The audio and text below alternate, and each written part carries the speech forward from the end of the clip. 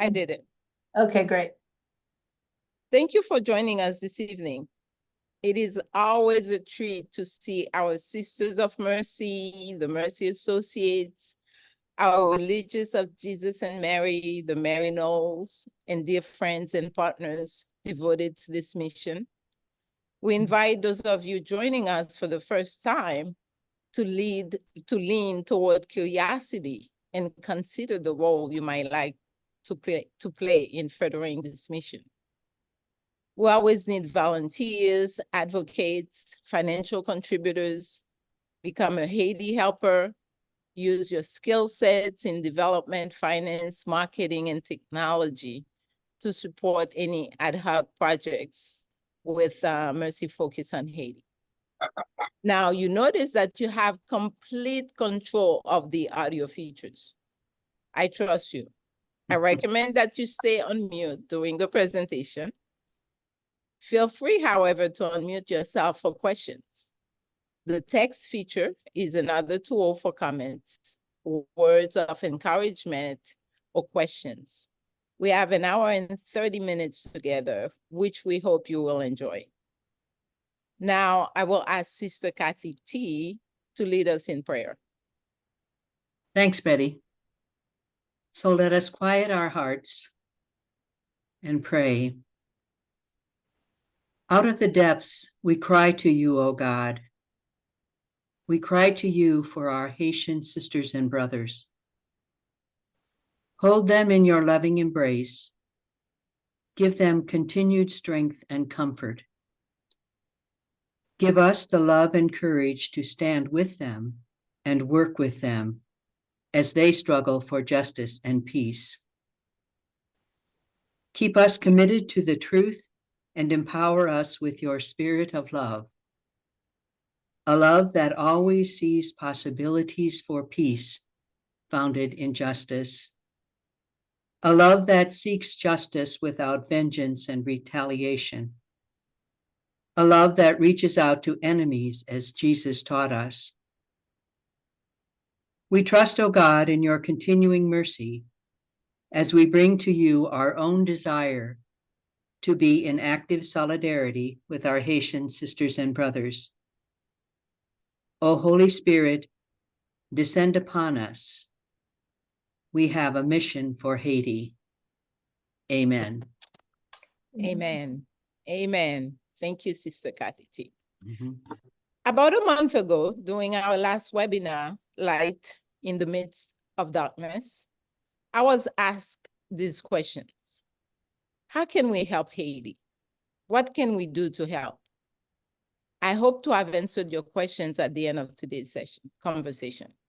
My name is Betty Jean-Jeremie, Executive Director of Mercy Focus on Haiti. Founded in 2012, MFOH supports local partners in Gaumont with programs that empower and aim to provide a sustainable lifestyle for its inhabitants. These programs are in the areas of agriculture, construction of cisterns to harvest rain for water consumption and vegetable gardens, education for children, micro-enterprises for women, and housing for the elderly. More information can be found online at mercyfocusonhaiti.org. Mercy Focus on Haiti also works with partners outside of Haiti who equally address the needs of the people of Gaumont via donation and advocacy effort. This evening, you will have the pleasure of hearing from our guest speaker, Dr. Kim Lamberty and Mrs. Angela McParland from the Sisters of Mercy Justice Team.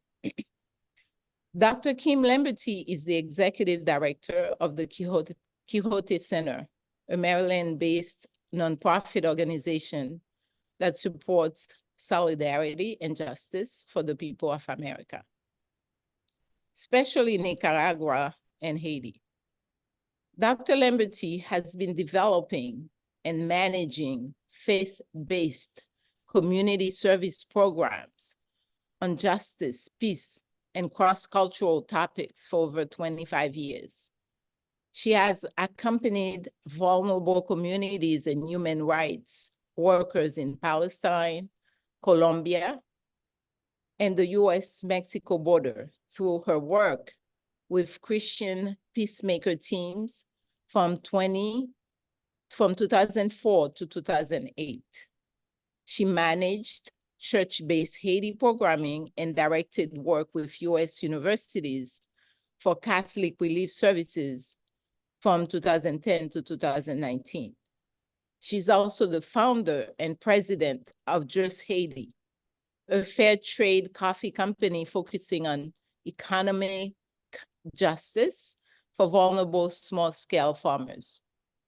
Kim specializes in addressing the root causes of poverty, violence, and environmental degradation, especially relating to economic justice in Haiti, and has published numerous articles on the topic. Our special guest is Mrs. Angela McParland, who joins us from the Sisters of Mercy Institute Justice team. Based in Rhode Island, she tirelessly supports the work of sisters, associates, schools, and ministries across the Northeast on social justice and critical concerns. In addition to her geographical responsibilities, Angie primarily focuses on gun violence prevention. She diligently follows legislation and shepherds the Nuns Against Gun Violence Coalition, playing a crucial role in this vital cause. She also liaises between the Justice team and Mercy Focus on Haiti, ensuring our legislative advocacy support direct ministries and listens to those most impacted in Haiti and elsewhere. Welcome, ladies, and thank you for being here. So my first question is for Dr. Kim Lamberty. Why Haiti?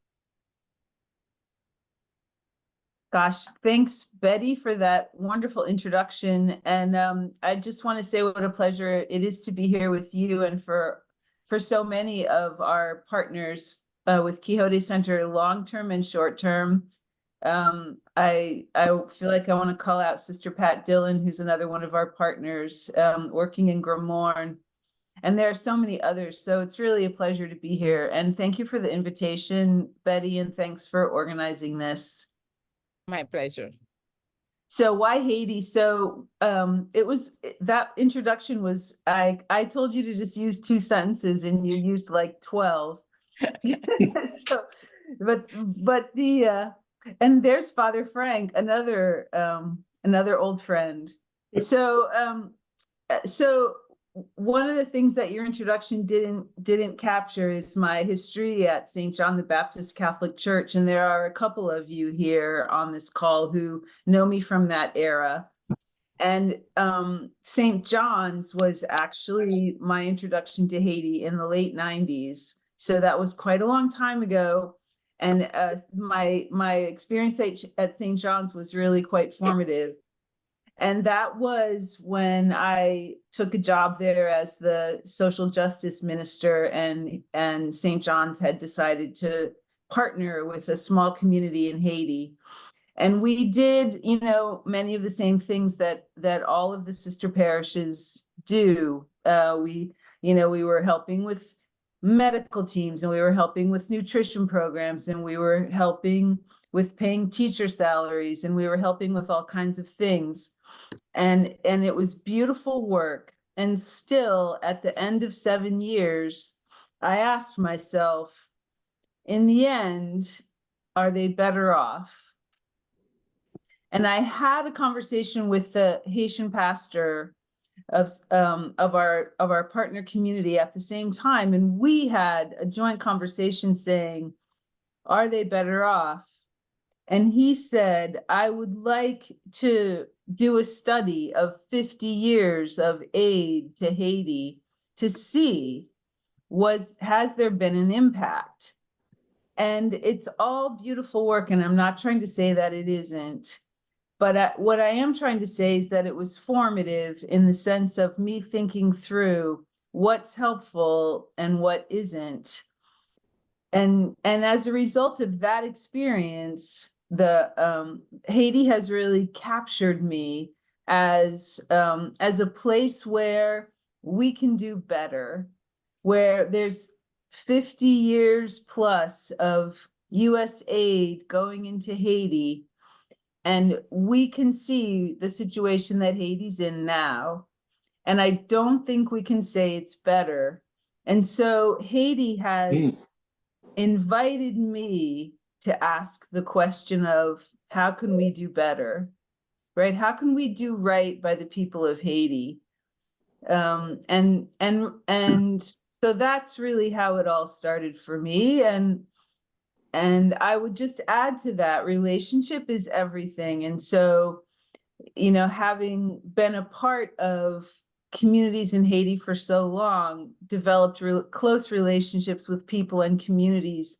Relationship is everything. And, you know, I care about the people of Haiti that I've been working with for all these years, and care about the future of the people of Haiti, and would never want to be one of those people that steps away and says, okay, this is not my responsibility. It is my responsibility. And out of love and care for justice, peace, and the people of Haiti, that's why.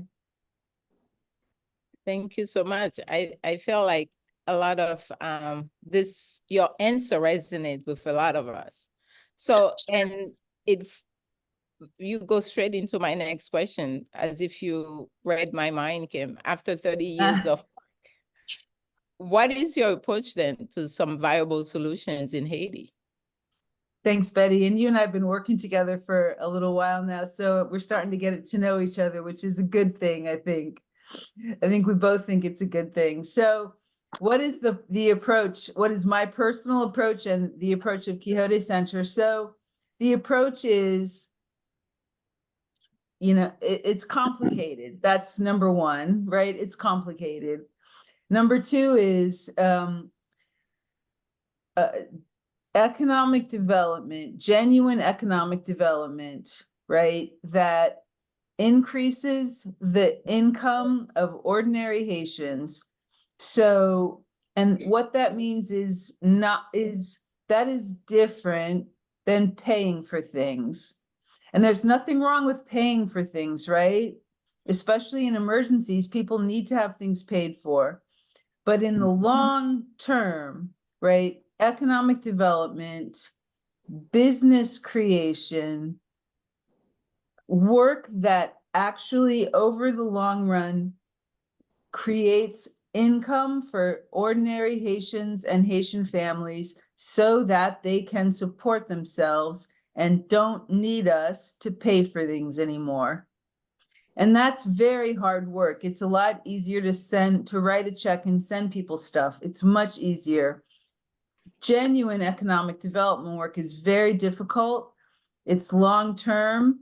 It takes a major commitment, but that's what's gonna really make a difference in Haiti. And the details of what that looks like are more complex than 3 sentences, and maybe we can go into that later on. So, but that's the first thing: economic development, business creation, so that people can support themselves and pay for their own kids to go to school, right? Pay for their own house repair, pay for their own roads, pay for their own electricity, so people can pay for it. And then the second thing is advocacy in the US, which I'll be perfectly honest, I don't love. Working with members of Congress or government offices, I don't know if anyone loves it. I am not one that loves it. But if we don't do it, right, there are policies in the United States that directly impact the ability of Haitian families and communities to support themselves. We make policies here that make things worse for Haitians. And so advocacy to change those policies so that people really can support themselves, so people really can pull themselves out of poverty without having to deal with unjust US policies that make things worse for them. So that's the two-pronged approach that to me leads to, that in my experience is a better way of putting it, will lead us to success in Haiti. Both things are hard, right? It takes work and commitment and collaboration and coalitions and all of us working together toward the same goal, everyone on this call and all of the other coalitions that we're a part of working together to make that happen. Thank That was you. a lot of words. I'll stop now. No, that's fine. Actually, it's like an aha moment for me because what comes to mind selfishly is, how do you see the diaspora, Haitian diaspora? How do they react to this? How are they, actually, I should rephrase, how are they performing on a scale of 1 to 5 in terms of economic, supporting the self-sufficiency of the people in Haiti? Gosh, I love that question. So the first thing I'm going to say about Haitian diaspora is, in my ideal world, which of course doesn't exist, but in my ideal world, Haitian Americans would be taking the lead in the advocacy work in the United States. There's a large Haitian community in the US, and it would be, what I would love to see is the Haitian diaspora leading the kind of advocacy that I'm talking about. And I wish and hope for the day when the Haitian diaspora in the United States is that organized. And Quixote Center works with a number of diaspora organizations. It's our great pleasure to do that and to work hand in hand with Haitian diaspora, trying to bring forward the policies that we're talking about. And the other thing I can say in answer to that question is, almost every Haitian has a relative in the United States. And Haitian diaspora are playing a hugely important role in supporting their families in Haiti. I mean, that's the reality of what's going on. So Haitian diaspora are extraordinarily connected to Haiti, more so than, I've been working in Haiti for 30 years, more than me, certainly. Haitian diaspora know what's going on in Haiti. They're connected by their family members. And I feel like Haitian diaspora could also be leading the way in the economic development programs. So I will stop there too. Thank you. This is great. So I think I'll say Angie because I'm familiar with Angie instead of Mrs. McParland. So a question that I have for you, Angie, as we're talking about economic development, we're talking about concern for Haiti. And since Mercy Focus on Haiti is a ministry of the Sisters of Mercy, right? So how does the justice team incorporate critical concerns into their daily work? Thank you, Betty, and thank you, Kim and Gigi, and thank you all of you for being here and for being so passionately committed to Haiti and to Mercy Focus on Haiti. And those of you who are on the ground there, have been on the ground there. It's such a great opportunity to see so many folks from different walks, right, of this work. And that to me is a real gift.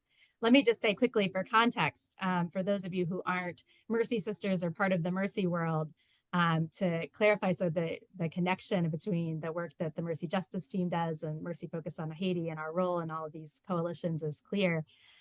So like Betty said, Mercy Focus on Haiti is a sponsored ministry of the Sisters of Mercy, doing incredible work that you already know about, direct service and some of that long-term development like Kim referenced. And then the Mercy Justice team is a department of the Institute of the Sisters of Mercy, if you will. We have 9 folks on our team full-time. Some of us are sisters, some of us are lay people. I'm not a sister. And so we work together for the whole Institute to try to help animate and support work around what we call our critical concerns.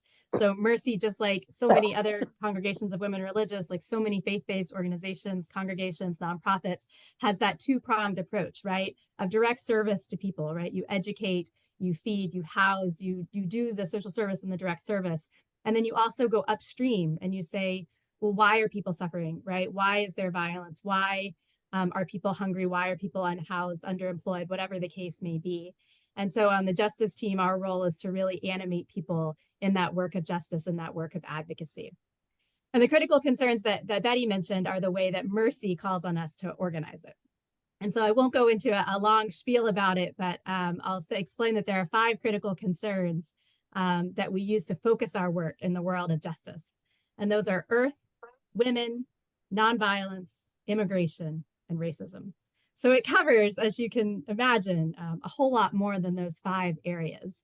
But what's really crucial are not just the individual areas, the individual issues, the individual communities that are part of each of these critical concerns. What the real call of the critical concerns is to us to understand the intersection, right? The intersectionality of all of these issues.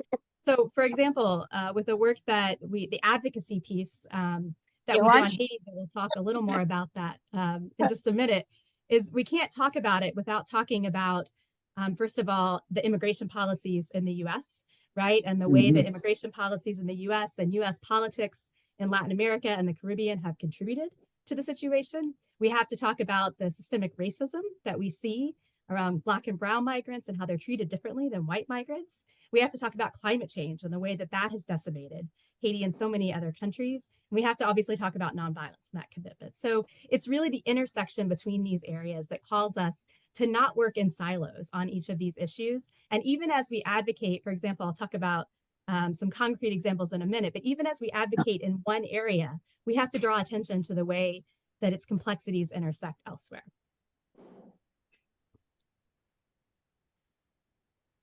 Sorry, thank you so much. I love it because I feel that we can spend an entire week talking about the different facets of this conversation, but let's stay focused on the advocacy part. So the next question for you, Angie. I know that you work with hardly on legislative bills, right? What challenges have you faced while working on these bills in the US? Yeah, so I think for anyone who, so actually, can we have a show of hands? If anyone has ever tried to have a meeting with a legislator, written an email to one of your legislators, made a phone call, tried to, grab them when you saw them at the grocery store to ask something, and yeah, hands up, right? So then you all know firsthand some of the frustrations, right? So some of the challenges can be things like, okay, for example, in our Mercy email system, well, we had 600 emails go out, right, on this particular issue, say on one of our Haiti alerts. That's an example just of a number, but we had 600 emails go out, but is it making a difference, right? Oh, we for example, in my world of gun violence, we're trying to pass the assault weapons ban. Well, we've been at it, now for years and years and years. Does it make a difference? Does any of this work, these emails, these phone calls, these meetings, does it make a difference? I think can be the first question and the first real challenge that comes to mind with advocacy. And that's at the federal level of Congress. That's at the state level. It's at all these levels. But I think as far as that being a challenge, it can also be a motivator. And I can tell you that even though we don't always see it, that it does actually make a difference. It does matter. We do see the changes, even though they're sometimes much, much slower than we liked. Those wheels of justice grind slowly. But I can also say that it really matters when you speak from your particular place. And what I mean by that is a person of faith, a person affiliated with the Sisters of Mercy or the Religious of Jesus and Mary or another congregation or a faith-based organization, or as a Haitian American, or as someone who has these particular experiences in these particular ways, that those pieces truly, truly matter because it shows the breadth of different experiences, different locations, of different lives that come together and care about the same issues. Thank you so much. Well said. Kathy, T, you had your hand up? I think she was raising her hand about having done advocacy. All right then. Okay, awesome. Thank you so much. Now, I'll just read a comment that then put in the chat and then open the floor to your questions. I'm sure that you have a lot of questions for these two ladies. So Dan said, the people of Haiti have dealt with 30 plus years of well-intended drive-by, feel-good projects that non-Haitians decided to pursue and finance.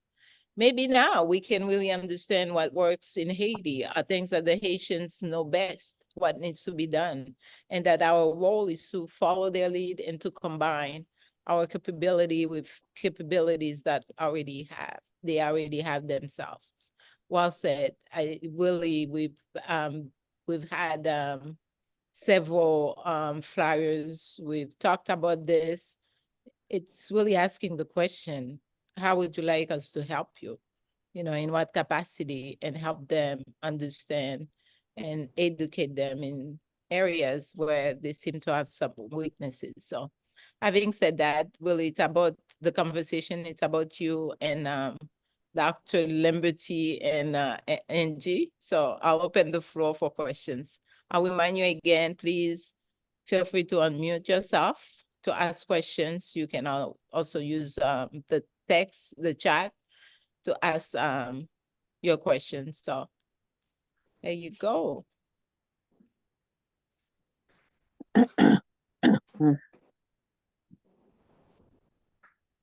So I would love to respond to the comment that Dan made actually quickly while we're waiting for people to think of questions or putting something in the chat, which is, I mean, I think it's exactly right. And I part of the problem with all these well-intentioned efforts, including efforts related to economic development, right, is that people don't start out with a conversation with the community. You know, what is it that you produce or make, or what is your business? What is your asset, essentially? What are the barriers that keep you from making money off of this thing? And what is the intervention that's needed in order for you to make money off of this thing? Like, that's really how you start, you know. And if we don't start that way, then all of our well-intentioned efforts are going to create the situation that we see Haiti in, because people don't have ownership of the solution. So that's just by way of affirming that comment and saying there is a process that we can use to put that comment into practice in our work in Haiti. There's a process, and it starts with a conversation with the community, and even a structured conversation with the community.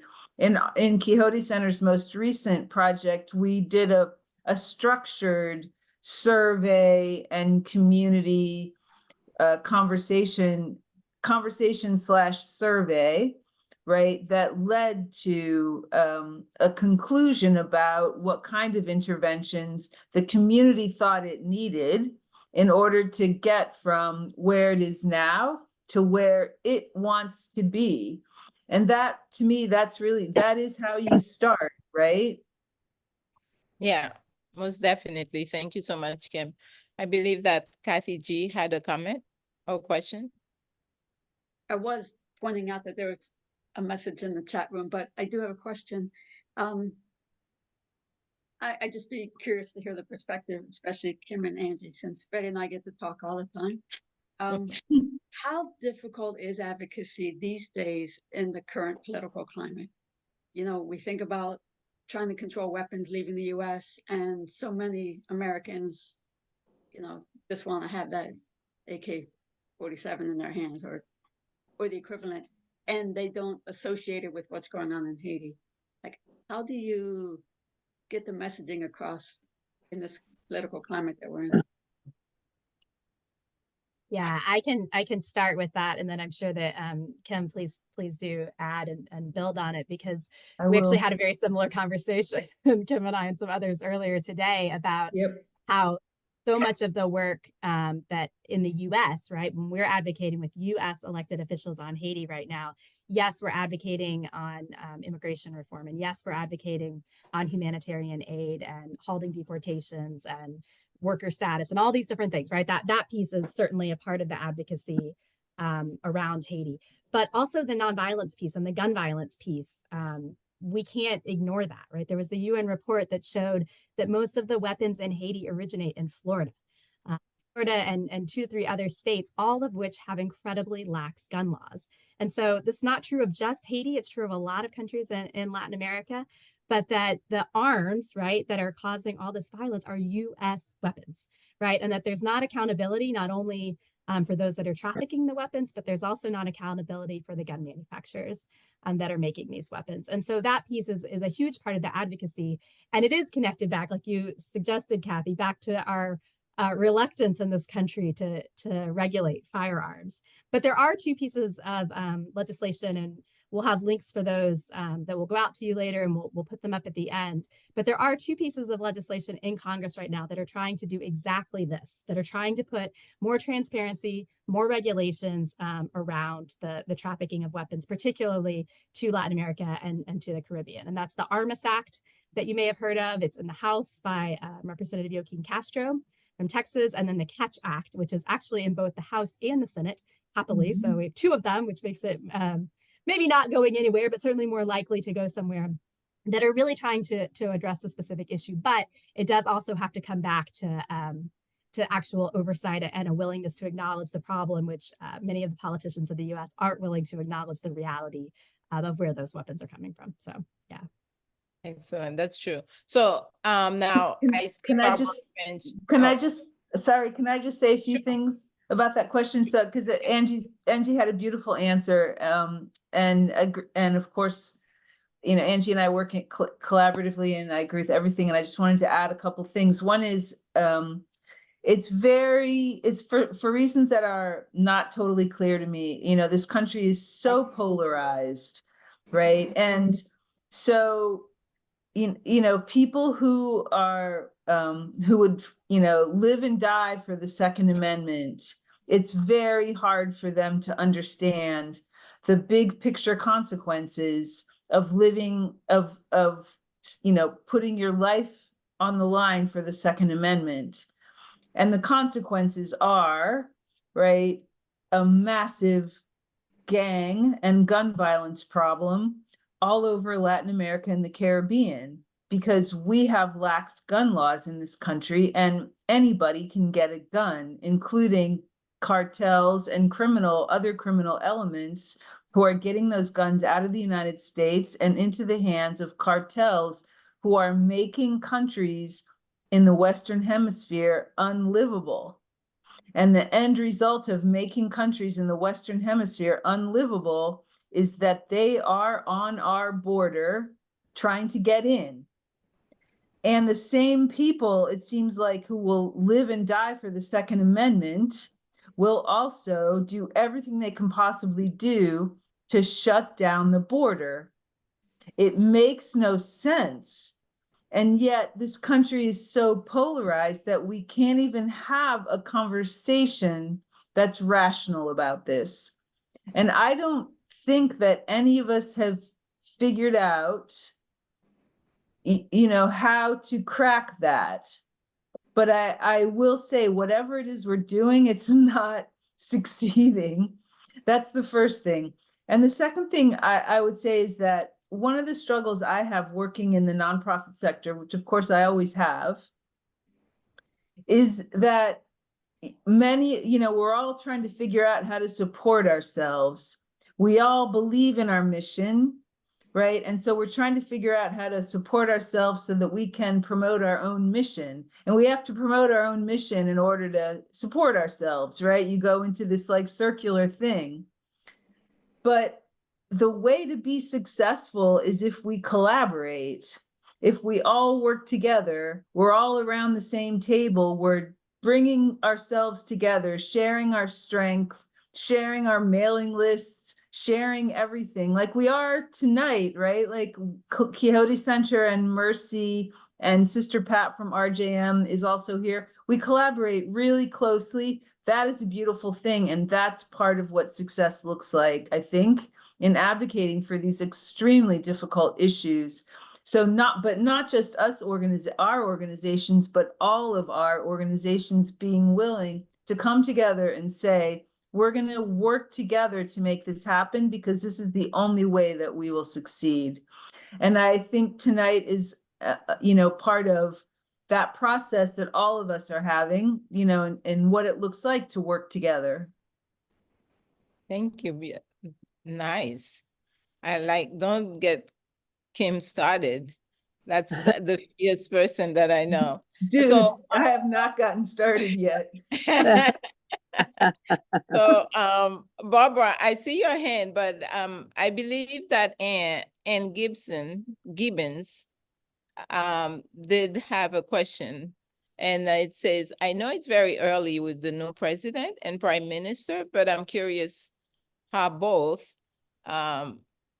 presenters feel about them.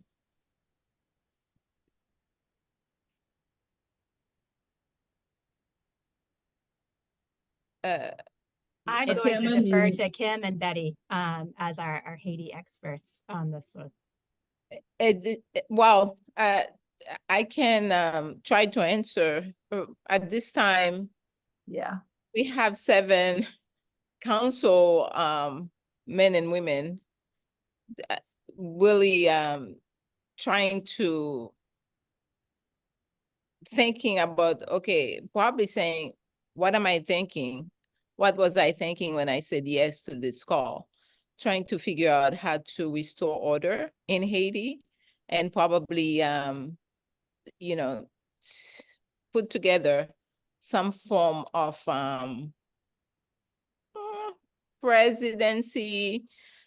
You know, it's hard for me to say it only because we're far from getting there, since they just not necessarily fired, but voted one of their members who just on the 25th was sworn in. They just voted out one of them. So we'll see how this develop and more to come on that. And we do not have the prime minister, you know, he may think that he's still prime minister, but you know, the question is really, how can you be a prime minister when you're not in the country? So that's probably the question we must ask ourselves. But if we ask him, Ariel Henry might think that he's still prime minister. So it depends on which angle where we stand with this. So thank you, and I hope it answered your question. And yeah, thank you so much. Barbara, you are next. Yes, thank you. I'm with the organization called Partners in Progress. We do support sustainable development in rural Haiti. But my question is, I get real frustrated when I try to get in touch with the higher levels of government, like the State Department. You can never talk to a real live person. And I'm just wondering if any of you have been able to do that. The closest I've come to is to talk to a real live person from the embassy in Port-au-Prince, which didn't have a whole lot of information. But anyway, that's my concern. Great, thank you so much. Appreciate your comment. And John? So I can just respond real fast to Barbara if you don't mind. Sorry, Betty. Oh, sure, that's fine. Just to say it's easier to get them to respond to you if you're part of a larger coalition of people working together. So not just people, but groups. So, I mean, not that they've been particularly fruitful, but with, you know, one of the coalitions that we work with, we have gotten meetings with the State Department. We've gotten meetings with Homeland Security. We do get meetings with members of Congress, although sometimes it is hard to get them to answer your emails depending on how busy they are. But that's the beauty and the joy, in a sense, of working in collaboration with a whole lot of other groups, is that, you know, they're more likely to listen to you if you work that way. Well, is there any way that you and I have talked before, and I get the emails and I get the legislation, and we send the letters and the petitions and everything, but we want to talk to real live people at the top. So how do we? Of course you do. Yeah. We do too. But I would just say, there are ways to do this. Maybe just send me an email and we can talk about that offline. Okay. The other avenue I might offer, I mean, we all want to talk to the people at the top, right? Like, oh, I want to get it like to the source of the problem. Let's get it done, right? We're impatient. for sure. But the other piece, and you've probably done this already, or already are doing it, is not to forget about the power of the press and the power of publicity and public shaming, even if that's where, you know, it needs to go. Op-eds, letters to the editor, getting the stories of folks who are most impacted out. So when you can't go directly to the folks in power, using the power of publicity and the press will often get their attention in way, especially when it's publicity that they're not particularly interested in, right? They're not particularly proud of, and issues that they really should be paying attention to. That's another avenue to get attention. Yeah, excellent point. Also, members of Congress pay a lot more attention, as you all know, to constituents, and they pay even more attention to groups of constituents. So, you know, banding together with constituents and then, you know, getting your member of Congress's attention, and then they can also help you get into the administration offices that you're trying to reach. So that's another opportunity. And the other thing is, you know, I heard you say you do our actions, which is excellent. So those actions, the congressional offices do pay attention to the letters they get. They count them. You know, they'll say, well, we got 56 letters on this issue from our constituents, and it does get their attention. So it's worth doing. Even though it might feel like it's not, you might get some sort of canned response from them. They actually do count up those letters, and they know how many of their constituents have paid attention to the issue. It really does matter. Thank you. I think John's been very patient. Yes, thank you. I'm with the Peace Committee of Sandy Spring Friends meeting. And first about congressional input. The Congress people are particularly take note of people in their district. And so I would suggest starting that way. Now, Congressman Jamie Raskin, in a letter to me, said that in the recent bill, the foreign aid bill, which unfortunately went a lot of military assistance to Israel, which he opposed, by the way. But he did say that there was funding for Haiti. And I'm wondering how much and for what purpose. Does anyone have information about that? I don't, because I don't, but I wouldn't be surprised if it had to do with the shipments that have just taken place. So they just sent shipments to Haiti of supplies to reinforce the Haitian National Police. So I have to imagine that that's what he would have been referring to. They are also planning to spend money on this, on the mission that Kenya is leading that has not launched yet. So the money for that mission might also be in that legislation. That would be, if I had to guess, I would guess that. So, yeah, according to the Dominican today, I think the UN is putting together. So I have here, according to UN source, we have several countries from the Caribbean, one in Asia, and in Africa, willing to help the Haitian police. And France, Canada, and USA, United States, they each contributed with Canada 8.7 mil. We just sent 6 mil and 3.2 from France. Although, just opening parentheses here, I think French should pay a lot more, should actually just cover the whole bill, but that's a different webinar. Yeah.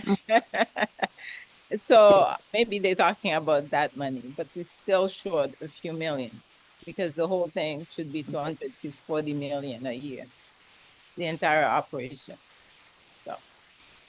Thank you.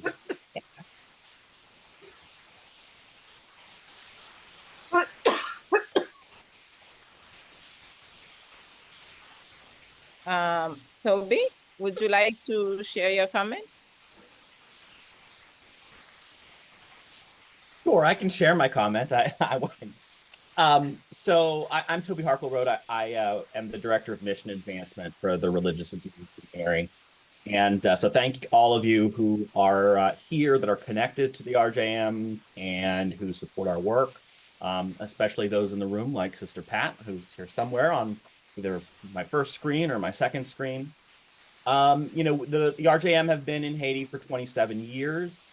And we recently had the opportunity to have a number of our sisters sit down with a reporter from Global Sisters Report to sort of address the question, why are you still there in the midst of all of the crises that are going on in Haiti recently?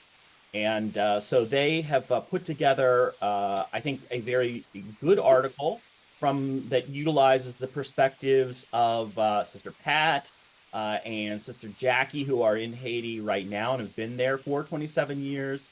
Sister Vivian, who was one of the sisters who originally went to Haiti as part of the RJM. And it really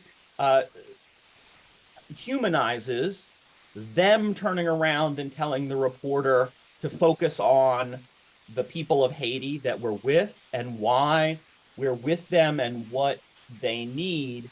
And so on May 13th, that article is going to get published by Global Sisters Report. And so in the comments, when I heard the two different comments that, a big part of this is the power of the press, and someone else said we need to be working together in coalition.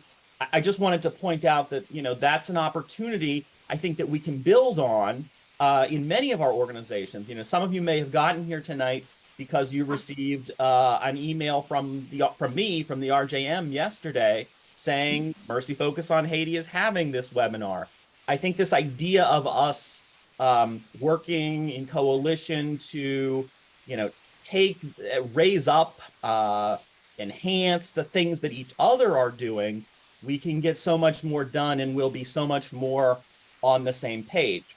So my little post over there was just simply to say, May 13th may be a good opportunity for us to think about having our own things that we can, raise up the article from Global Sisters Report and also direct people to learn more about things we want them to learn about in our group, or in terms of, okay, now you've read this, now let's do something about the Catch Act. Let's make one of these calls, or things like that. This is a good opportunity for us to see that we're not alone, and that we can bounce off of one another like a basketball team. I don't play basketball, but you know what I mean? I mean, rather than sort of working in our own silos and seeing each other doing each other's own good work, let's learn not only, how to support one another behind the scenes, but also how to highlight and drive our supporters back and forth between our organizations and between our issues. I also work with the Franciscan Action Network, and I think about how some of our supporters, especially in religious life, but also among lay people, have a, sort of an issue or a box of issues that they're most favored for. Maybe environmental justice, maybe immigration, maybe gun violence. And Haiti is a good chance for us to pull in our friends who maybe are a little bit more into something else and say, you know what, let's look at these connections and let's support one another's movements even more than we have before because of the interconnectedness. So those are just some thoughts that have been rolling around in my mind as I'm listening to folks here. Thank you, Toby. Thanks, if I may Toby. ask a follow-up question, wouldn't you say that we're already doing part of this work together? Oh, I think we definitely are, and I think I think that it's happening. And I think it needs to happen more. And I think we need to be formal about it. We do need to acknowledge that coalitioning is a major part of what we do, and make sure our supporters understand that. I think that's where there might still need to be some education, is that I don't always know that our supporters think of us and other groups that are with us as interconnected as a community of communities serving Haiti. And I think that's maybe the piece where we can do some work at this point, is sort of, yeah, I don't want to say branding, that's not a good word, but promoting to our supporters that this is all interactive. If you get an email from Mercy Focus on Haiti, consider it, you know, almost as if you're getting an email from the RJM, right? You know, From all of us. don't see these things as, you know, differences, and we just nor need to talk that way in some way, or figure out how to do that without also diminishing. We all have other, you know, facets or perspectives that we need to protect also. Thank you. Nina, I don't know if there's another question, but I wanted to say something, and this, you made me think of this, Toby, and I'm not sure why you made me think of it, but you did. How important Haiti is. You know, and it's not a big country. It's the size of Maryland, right? For those of you who might live in Maryland, but it's a microcosm of so many different things that are important for us to focus on. So, you know, it's a microcosm of environmental destruction because it's been so heavily deforested. It was deforested as part of, you know, as part of what the French did when it was a French colony. The French took down all the trees, right, and used them to make furniture in France. And the deforestation has continued because of the extreme poverty in Haiti. People don't feel like they have any choice but to cut down trees and use them for fuel or cash.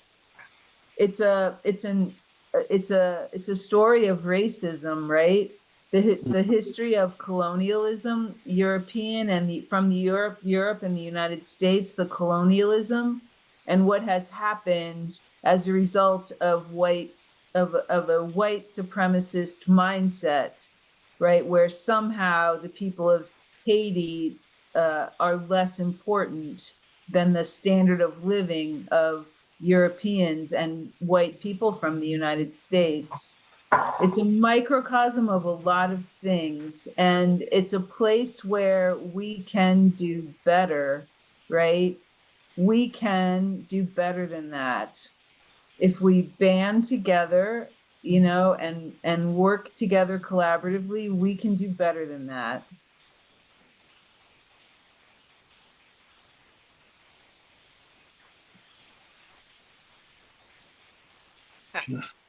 Questions I do have, but I'll give you guys the floor. Yes, Frank? I just wanted to say, in terms of when I was an undergraduate, I did a placement at the House of Representatives. And one of the staff people, every morning, their job was to look at the local newspapers from the district, cut out any articles that make reference to the congressman.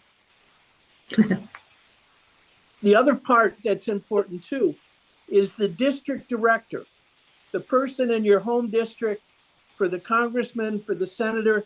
They're the key linchpin in their own area.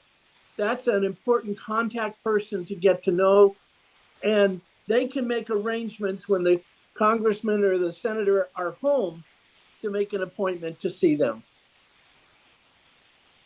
That's good. That's good. Thanks, Frank. And it's lovely to see you. It's been a long time. It has. It has.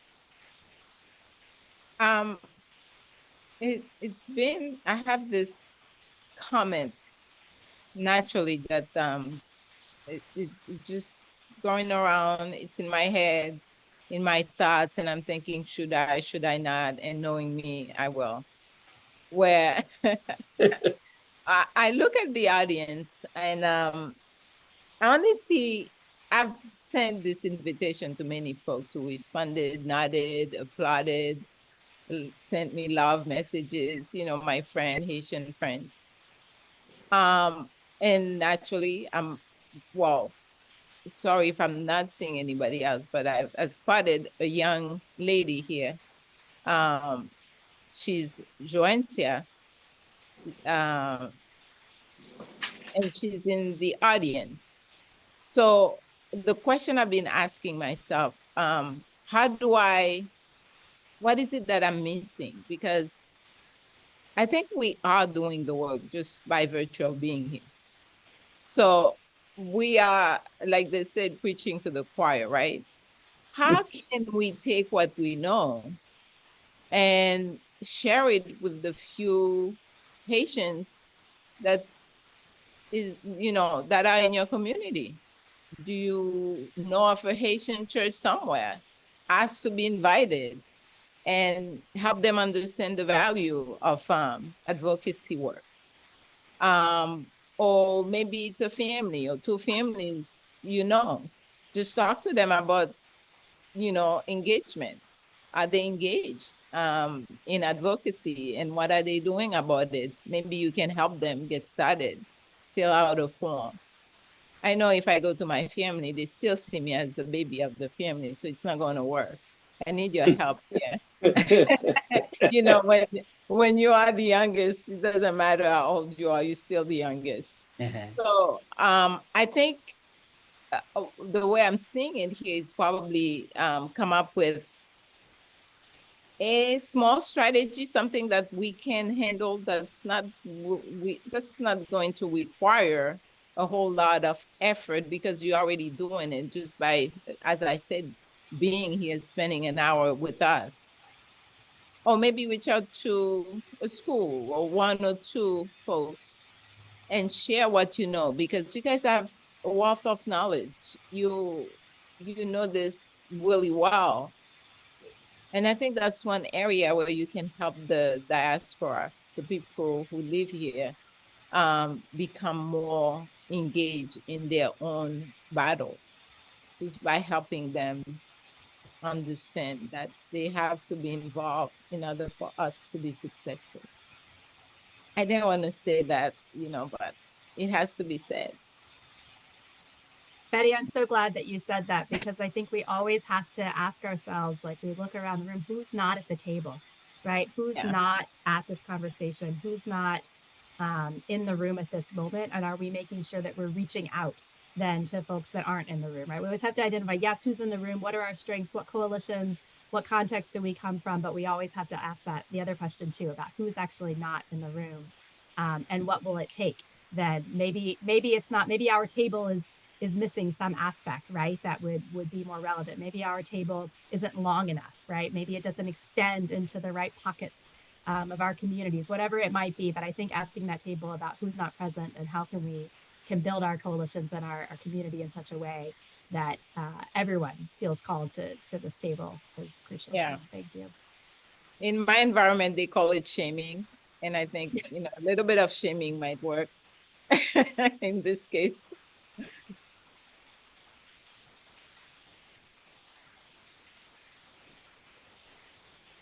Yes, Sister Pat? You're unmuted, Sister Pat. Yeah, okay. Thank you for all being here. Toby mentioned the article that's going to come out in Global Sisters Report, and it makes me want to say, any of you who know me know that I like to keep my head down, and that I was not at all thrilled to be talking to the reporter, but the reason I did it is because of mango trees. So let me do a little pitch. Mangoes are the main cash crop of Vermont. And last year, our growers could not export. And this year, they cannot export. And so mango trees are being cut down, gorgeous, magnificent mango trees.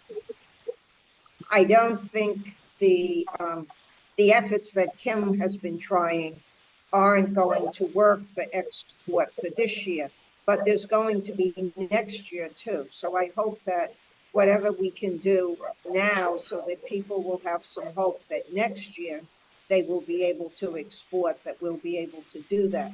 But in addition, because we can't export this year, we're trying to get the World Food Program to buy local mangoes and use them in their food distribution. So I don't know if anybody here has any influence with the World Food Program, but we were promised a meeting with the Artibonite and Northwest director, and it seems to be delayed in getting it. Also, Kim is going to be probably spearheading some attempts to get us some funds to be able to ourselves buy and distribute to children that are hungry in parts of Gramorn and a little further away where mangoes are not available. But if we could do it through the World Food Program with because they do buy local produce now. This is a new thing with them, but they're buying local produce, so we want them to buy the mangoes too. Thank you. Yeah, thanks, Pat. As you know, and I'm so happy to have the opportunity to talk about mangoes. So thanks for bringing it up, Pat. So yeah, this has been going on for over a year. As Pat knows, Quixote Center has been working very hard to solve the mango problem because the US government canceled the export contract for mangoes from Haiti, putting, several 100,000 farmers out of business, including a lot of farmers in Gramorn. So we've been trying to work through the channels of the US government, have not gotten very far. We tried with USDA, they refused to even talk to us. We tried with the State Department, we got them to talk to us for a little while, and now they've stopped answering emails. We've brought it up in meetings with members of Congress. The reality is we haven't gotten very far on this issue, and it's hard. This is an issue that directly impacts the future of Haiti. You've got several 100,000 farmers who make a living off of mangoes, and they've been dependent on an export market, which is true for many small farmers across the world, not just in Haiti. They make a living off of the export market. And then if your main customer cancels the contract, then your ability to make a living falls apart.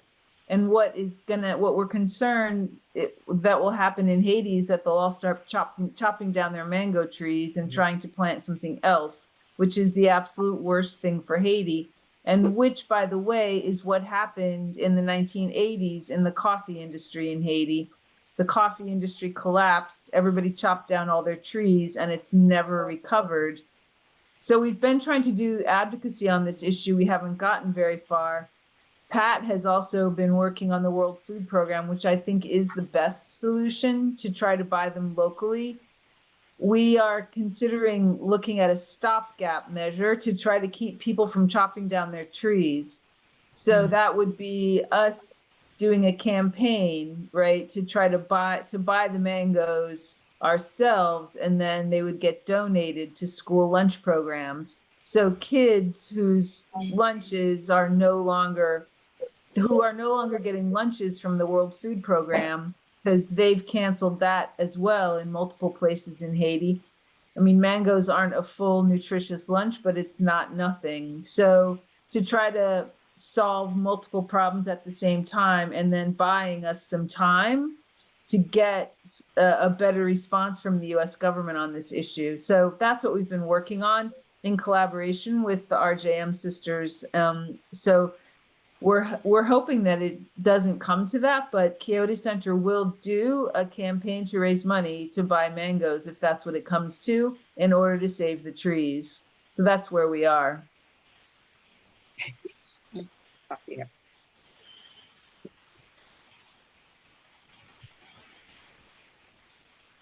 As we're thinking about the mangoes, and this is sort of directed to Sister Pat and Kim, many of us in this room are connected with other organizations, either through parish twinning or through congregations that have schools or medical things in other parts of Haiti.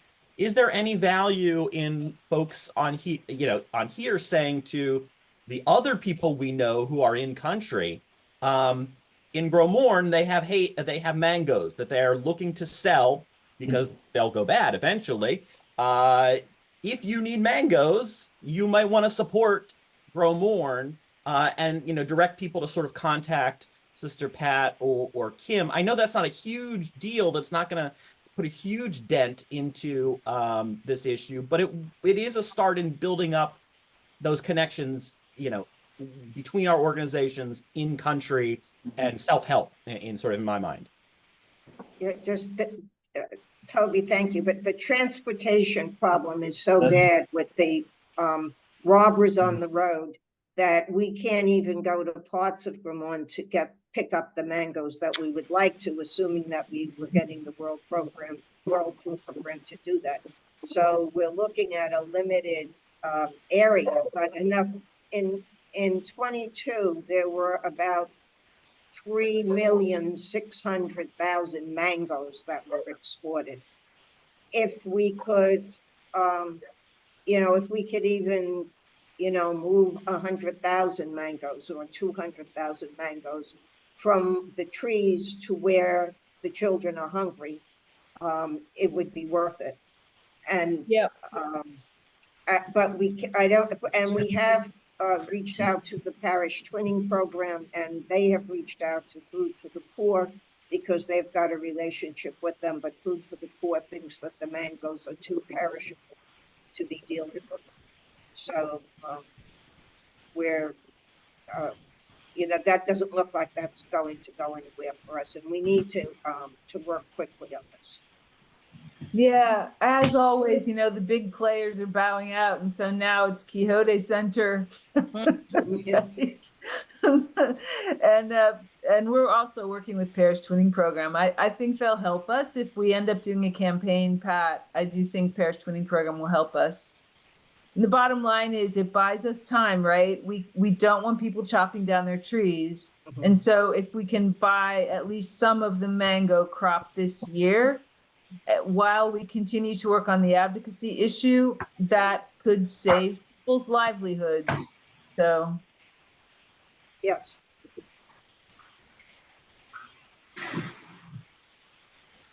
So somebody in the chat, I'm sorry, I'm talking too much, but somebody in the chat said, why hasn't Kim answered Ann Gibbons' question? And I was like, what's Ann Gibbons' question?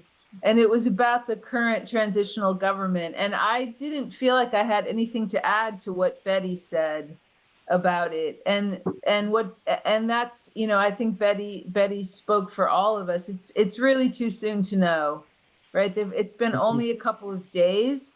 And I don't think we know yet how it's going to play out. I'm hopeful, right, that this process will bring us to a better place. I think we're all hopeful, but I just don't think we know yet. Mm-hmm.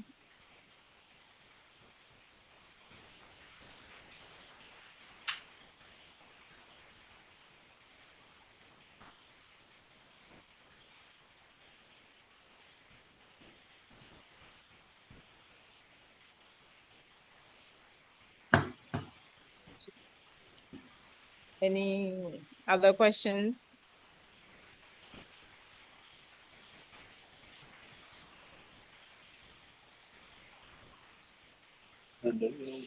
So this is good.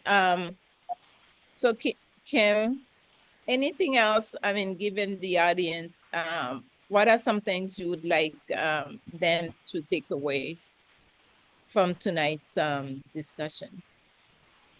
Not dry, but dry. So there's a couple things that I would love to see people take away from tonight's discussion. One is advocacy matters a lot, more than people realize, and advocacy is extremely difficult to get people to do because people think their voice doesn't matter. Your voice matters. And members of Congress count up those letters, they count up those phone calls, they pay attention to how many of their constituents are contacting them about specific issues. It matters. And for us to be able to be impactful on the work that we're doing, we need all of your help in doing that advocacy work. And Angie and I, the Mercy Justice Team and Quixote Center, we send out action alerts for that reason, because we're trying to get a grassroots response to these issues that we're talking about. So it really does matter. And the second thing is, the way to to change. The reality is there are multiple root causes, right, of what's going on in Haiti, multiple. One of, and I don't even, I mean, I could talk all night. I've barely gotten started, right? And I love the fact that Frank's laughing. But one of the many root causes is extreme poverty. When people are as desperate as many families in Haiti are, they do desperate things. Desperate people do desperate things. They join armed groups, right? They become part of a weapons trafficking ring. They migrate. They do desperate things. The solution is to work toward a country that's not desperate. And the only way to do that is meaningful economic development that does not aim to benefit you and me, right? It's not going to benefit some big country or farmers in the US or somebody else with lots of money, where the benefit stays in Haiti so that the people of Haiti can support themselves. That's ultimately what we're working toward. It's what we have to work toward. It's the only way. We need to work toward a country that's not desperate. And it needs all of us on the same page. Thank you. Joanna? How are things in Barbados? Oh, what a great question. Joanna is a coffee customer.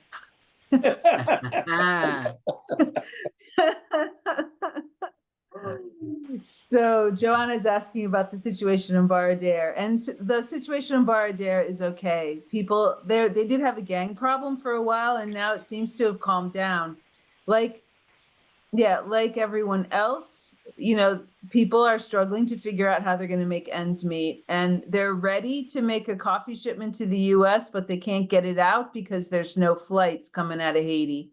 So that's the situation. Their income is threatened by the current political situation in Haiti. So,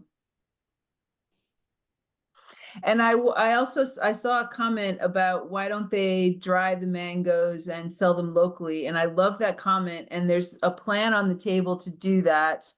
There's some details about, there's a plan on the table to try to figure out how to process mangoes locally in Gromorne. As Sister Pat knows, both drying and juicing, we've been discussing it for a while. Quixote Center is behind that plan.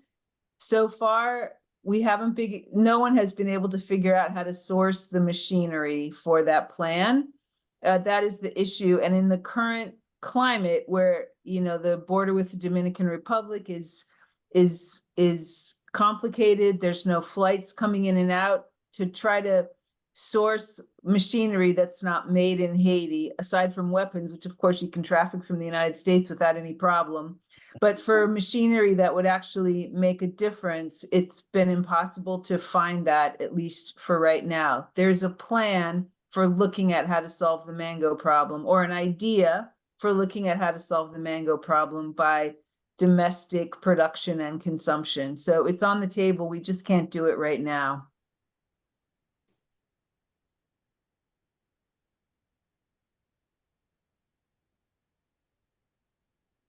Thank you, Kim. Dan? Yes, thank you. I work with Faith in Action, and I work specifically up in the Northeast region with the OPO Denis and the St. Barnabas Agriculture College, working on the very basic element of feeding the people in that area. And they have put together a very nice seed bank program, which has been underway now for about 2 years. It looks like it's going to go well. Mm-hmm. The reason I'm speaking up is not to advocate, for the seed bank program or anything, but when Sister Pat talks about the mango problem, when we talk about the coffee problems in the Artibonite, as long as Haiti is so dependent upon basic substantive type crops like peanuts, rice, mangoes, coffee, and all those crops depend upon export markets to provide the economic sustenance that the people need. The people are not going to break out of this issue.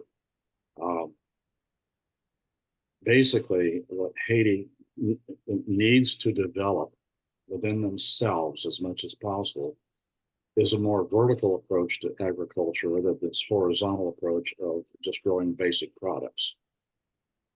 It would be great if the mangoes, which can't be exported now because of a USDA decision, if there was an internal processing capability within Haiti to turn those mangoes into something else, jams, jellies, food products, and so on. Those can be consumed within the country if a capacity like that exists. A model to follow, I think, which is in place. It's in Puerto Maran, up near Cap-Haïtien, and it's called Meals and Foods for Kids, MFK. And what MFK has done this vertical approach with regard to pistache, to peanuts, turning peanuts into the MFK product, which is used, of course, to support children having major malnutrition issues. Mm-hmm.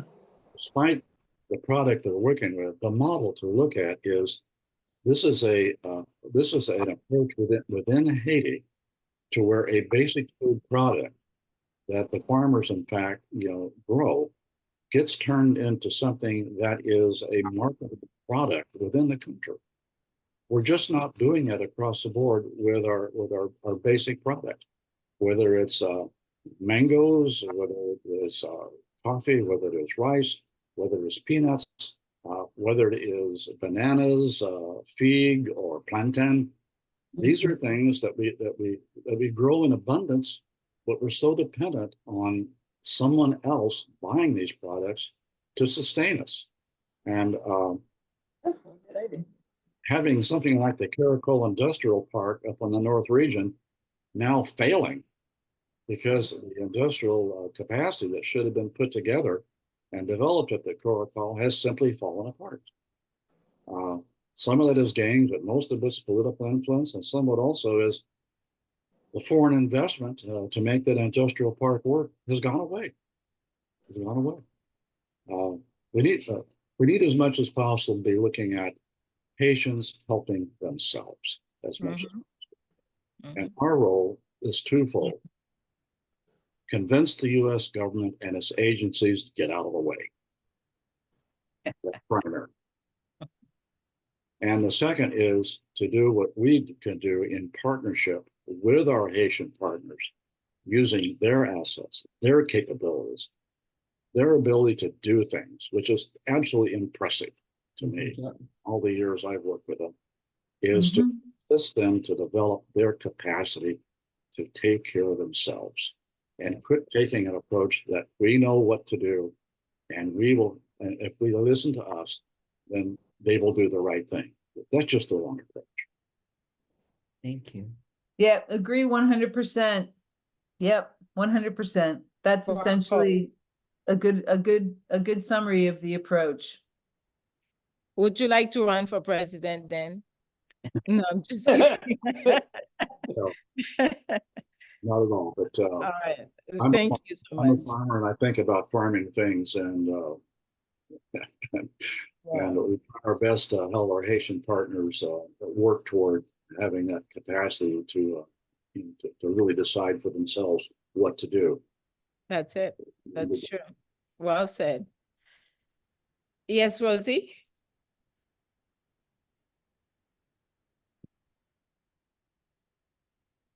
Hi, I'm a member of the Religious of Jesus and Mary here in San Diego at the border. And we've been working with migrants for like the last 7 years. And as you can imagine, the current issues are tremendous. we're part of a collaborative of 12 different religious congregations working on different aspects of migration and border issues and the food issues, housing, you name it, pro bono lawyers. One of the groups we're working with right now is Casa de los Pobres in Tijuana, who feeds about 1,000 people a day in the shelter, and then had Haitians come, and they now built outside houses again to help them. And the one question that I keep having, that I'm excited with what I'm hearing even today, how do we help the people, particularly in Haiti, where we've been in Haiti for so many years, to be able to be sustainable there? Because the migration is not necessarily the answer. How do we prevent that so that they can have a sustainable life in the country that they choose to be in? And for example, in Tijuana, they have been greatly prejudiced against. So it is not going well for them there. So I really feel very excited to hear this integral ecology, that it's how do you keep the land that it can produce what people need, and try to work through policies that get the food not only for the people growing it, but to be able to spread that around so that they do have a livelihood that is sustainable. So I'm really encouraged with what I'm hearing today, because it touches not only on Haiti in itself, but the migration issues that are tremendous, and they're terrible for the Haitians, right? Obviously, you know, in our own country, we're not even admitting them, or unfortunately trying to deport them back to a horrible situation. But those who have been waiting for months and years on the streets of Tijuana is not a sustainable solution. So I thank you for all of the contributions that I've been hearing. This is great. Awesome. Thank you. Thank you. I do, if I can jump in for 10 seconds and just build on that, is remind us too, with all the direct work and advocacy work on Haiti too, is the Haitian migrants in this country. There's a lot of advocacy to be done in this area. Haitians were deported as recently as April 18th.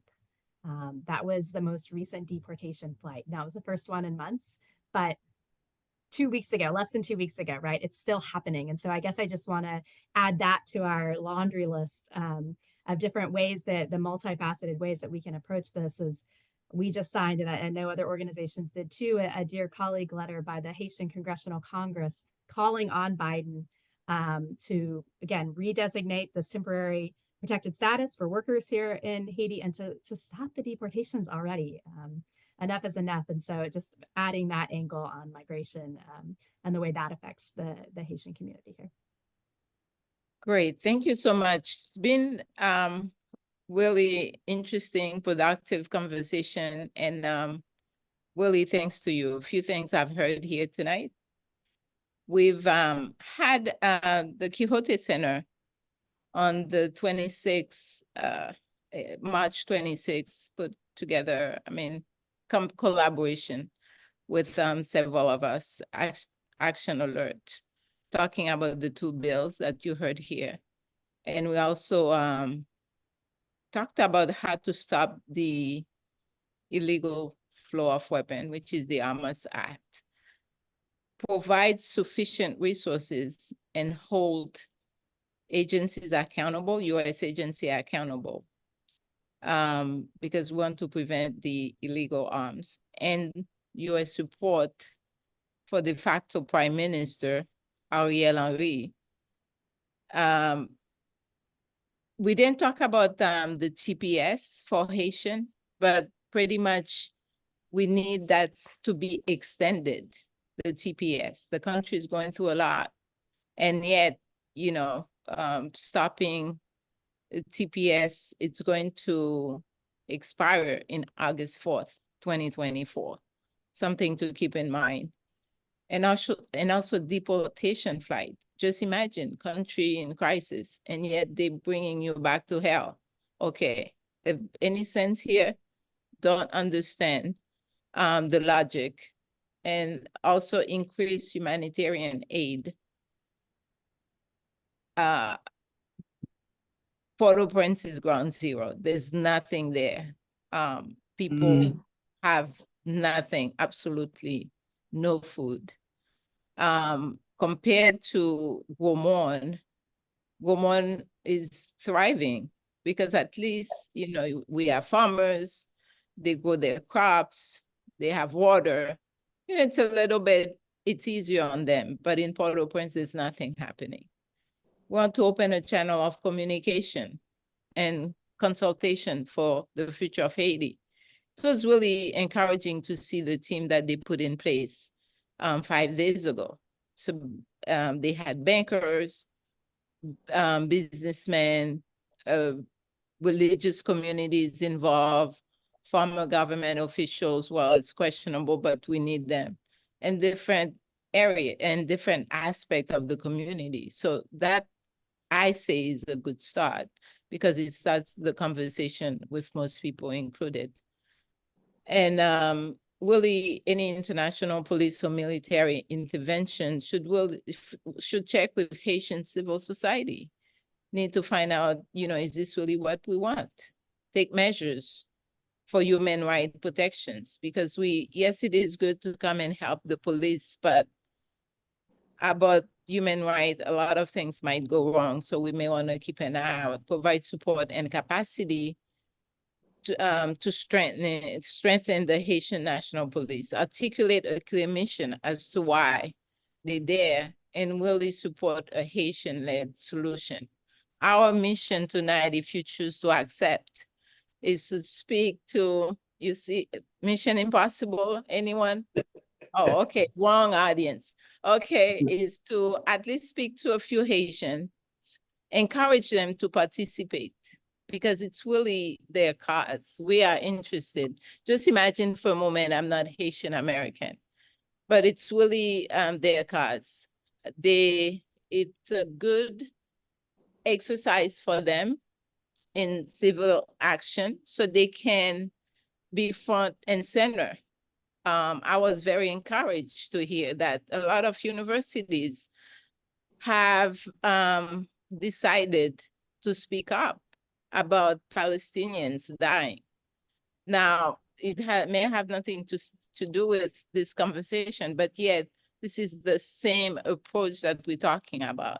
So, and yes, we are helping Haitians, but help them by putting a little something in their ears so they can go out and recruit more and more people and become active in their own cause. It's been such a beautiful conversation. I'd like to thank Kim, and I do believe that Gigi has a nice slide for the Quixote Center, if they would like to, if you would like to reach out to Kim, and I know most of you know the Quixote Center, you know how you can reach them. I think it's slide number 2, Gigi. So the next one, you can visit their website, join their mailing list, the travel program, social media, and Instagram. So please reach out. We work in collaboration with them. And we also work with the Mercy Justice team. Well, we are part of the team in some fashion. So Angie is always welcome to answer questions. And this is their information. As far as Mercy Focus on Haiti, mercyfocusonhaiti.org. We always looking for, again, thank you, Marianne. You see, I'm doing my job, donations. We are looking for volunteers. We are looking for anyone with skills in development, finance, marketing, for special project. Please send us an email. You can reach out to me, Jean-Jeremie at sistersofmercy.org. Or talk to any of us. We'll be more than happy to welcome you in the family. And we'll continue the conversation. Next time you hear from me, it will be a continuation of how we can help Haiti. So the help continues. Any final thoughts, anyone? Thanks, Betty. Thank you. Thanks Thank you very so much. much. Thank you. Thank you. This was very, very inspiring. I'm glad. I'm glad. So stay tuned for more for invitation coming from us. Okay. So, all right. Thank you so much. You have a good night. Thank you. Bye.